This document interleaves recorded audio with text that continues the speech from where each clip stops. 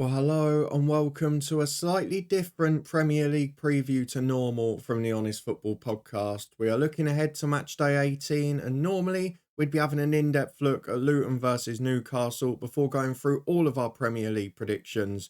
But in light of what happened last weekend and obviously being at the ground and seeing it, it kind of put the football into perspective. And of course, with no result due to the game correctly being abandoned, there isn't much to reflect on from the Bournemouth versus Luton game. But very quickly, I'd probably say on behalf of most, if not all Luton fans, a massive thank you to Bournemouth, because I think in a terrible incident, football showed its community side again, which was absolutely fantastic. The Bournemouth fans, staff and even players reacted brilliantly. And of course, while a particularly unpleasant experience whilst going to watch football, it was dealt with amicably by both sides and the fans were absolutely fantastic. So fair play to Bournemouth, and I guess thank you on behalf of all Luton fans. Most importantly, a get well soon to our inspirational captain, Tom Lockyer. We're not going to worry or speculate about anything to do with the future now, but hopefully he can make a full recovery and return to health soon, which is far more important than anything to do with football.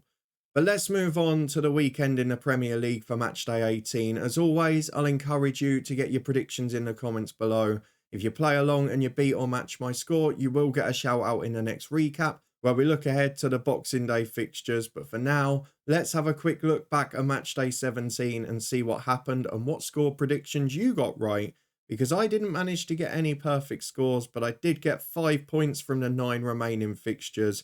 And they were all for correct outcomes for Tottenham Hotspur, for Chelsea, for Newcastle, who Luton will be facing, for Everton and for Arsenal. But unlike the Championship predictions, which you'll see tomorrow, it was a very low scoring weekend with a lot of teams drawing a blank, not like that one, which was a bonanza. But with my 5 points, I did manage to beat a few of you, and it was a low scoring weekend overall. But 6 of you did manage to pip my total, so let me give you all a quick shout out. Chris got 6 points, all for correct outcomes, so well done to you. Reese, Kurt and Mello all got 6 as well, but 1 perfect score each for Spurs, Chelsea and Everton respectively. W&G just passed those with 7. Again, Chelsea was your correct scoreline. And then Steve, as is so often the case, Premier League prediction superstar. Thank God you don't live in the UK, because you would ruin a lot of Super 6 leagues. 10 points for you. Chelsea and West Ham were your 2 perfect scores, and an excellent effort on what was a very difficult match day to predict. Let's move on to match day 18 though and see my predictions, because it's a very difficult one to call and there are a lot of games in there where you just don't know what to go for. I've stuck in a couple of 1-1 draws as a result, and that includes for the first game of the match day, which is Crystal Palace v Brighton on Thursday night. Now this game, 5 of the last 8 times has been 1-1, and the other 3 it's been won by a goal either way. So 1-1 is the safest prediction by a million miles, and that's what I'm going to go for. We will be live streaming and doing a watch along of that on Thursday whilst playing FM, so you can come and follow us on the Twitch channel up in the eye above if you want to come and get involved in the football chat. We've got Aston Villa v Sheffield United on Friday night. I know a few Villa fans are worried, but I can't see anything other than a home win. I know that home run's going to end eventually, but I'm not sure that day is going to be on Friday. Let's move on to Saturday though, where West Ham host Manchester United. I've gone for a 1-0 home win. United will probably have to be fairly cautious again, as they were against Liverpool. But West Ham, they played really well against Wolves. They were good to watch. They were great on the counter. And they've got an attacking threat. Moyes continues to do a good job despite the continuing media speculation. I don't understand it personally. They've done really well in Europe, and whenever I watch them, they're normally a pretty decent watch. So 1-0 West Ham for that one. Fulham v Burnley, an important game obviously from a Luton point of view. Fulham, after a couple of 5s, then had a blank last time out. But they're a good side at home. They're solid enough. And Burnley, while they've been a little bit more cautious and stayed in games better, they were pretty uninspiring against Sean Dyche's Everton. So I'm going to go for Fulham to pip it by 2-1. The reason I didn't do a preview for Luton Newcastle is because, let's be honest, nobody knows how Luton are going to react to that incident. You saw that the likes of Rob Edwards were incredibly distressed at the end, and you don't know whether it's going to have that inspiring factor or whether the game's just going to come too soon. Ultimately, I don't think the Luton fans will blame the team either way.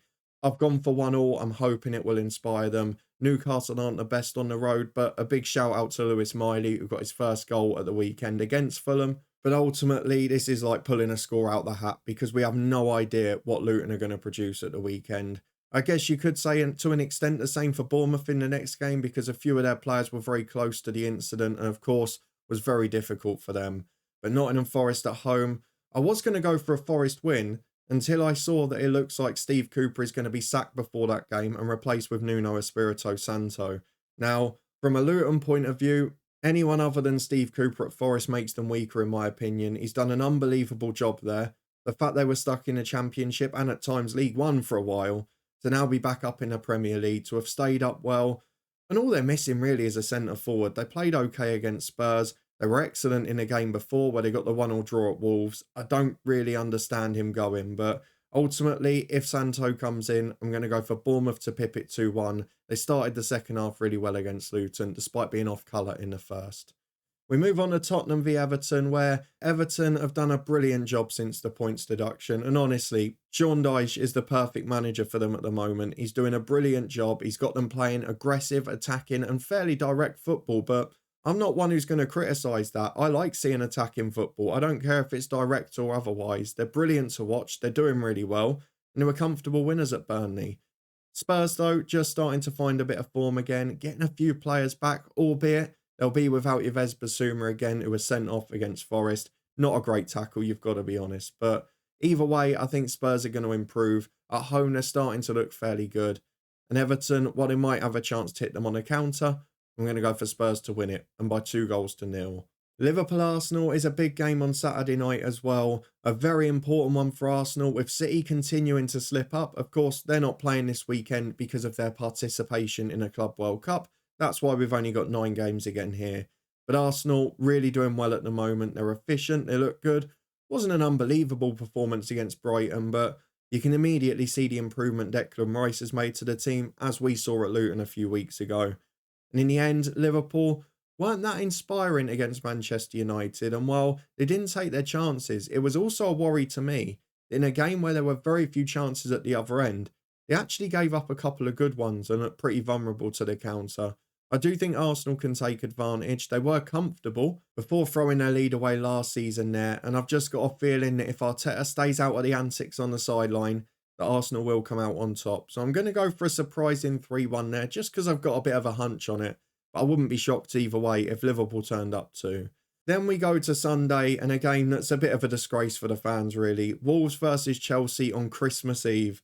I'm not sure any of us really want to see that. I mean, I may be corrected, but I don't think it's fair on either set of fans. I don't think it's fair on either team, but Wolves v Chelsea is being played on Christmas Eve. And Chelsea, while they've done pretty poorly against the top half sides this year, when they have had teams that have sat deep defensively in that bottom 3, they've managed to find a way through. Wolves will press them. It'll be interesting to see who comes out on top.